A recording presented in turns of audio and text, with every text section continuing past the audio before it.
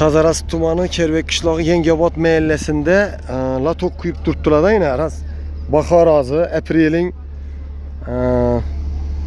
11'ime bugün 11 aprel bo'lsa bahorda yine pomidor olsun, ko'pchilik dehqonchilik etadigan insonlar qishloqda yine hamma biladi. Suv ochiladigan vaqtidan bu. Suv ochiladigan vaqti bir taxminan 20 gün bo'ldi kerak, 20 gün. Yaxshi to'lam zakonnet angaryalarni quyibdilar. Angaryalarni quyibdilar, lekin hozir menga bir ko'pchilik insonlar murojaat etib turibdi-da. Yaqinda vat qo'zatib urvadim, suvi açıp ko'paltirib berdi, qarasak bular ilib qo'ygan ekan, tushgan ekanlar endi latok quymaqa. Keyin yana shuni aytib quyib ketar ekanlar buni.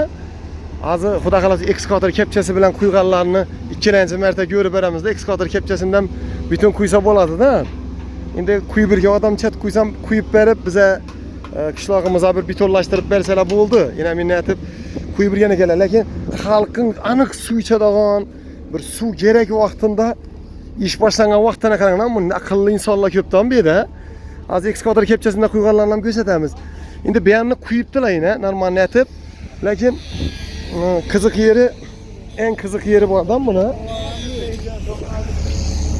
Yine az ekip yerlerini ham quyacaklar. En qiziq yeri bu yanında alanglar oriq neyde duribdi, oriq chetida duribdi.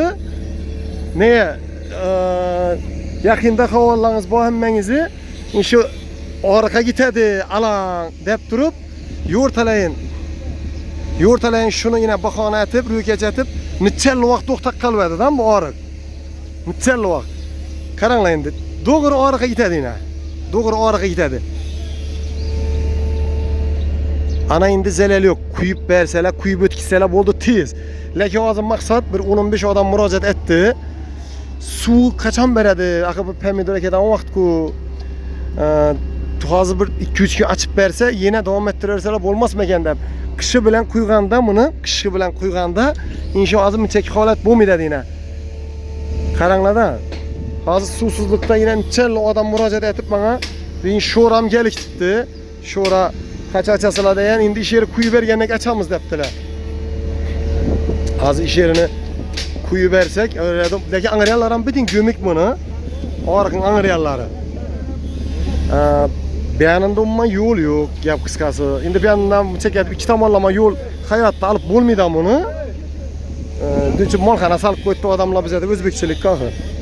Lakin bize de beyan taraftan yolu şertenmez. Angaryandaki yolan болады, lakin bunu tez kuyup tez halka su açıp berip yine 10 gün açıp, mesela 5 gün açıp berse 10 gün ilip kuya verseler bo'ladi da. İnşallah yine toruğun ağzını kuyu verecek okşaydılar. Köprüden az prarapına tirip vurdum, bular az yaşıllısın ham uramız xudo xolasin çegini açadın, jetedi. Lekin erikler doğuçasız, meyveler su içmesi umman. Menimcha hosil yaxshi bermeydi. Görəlik hani. Az bir mesletleşip. Selamun aleyküm.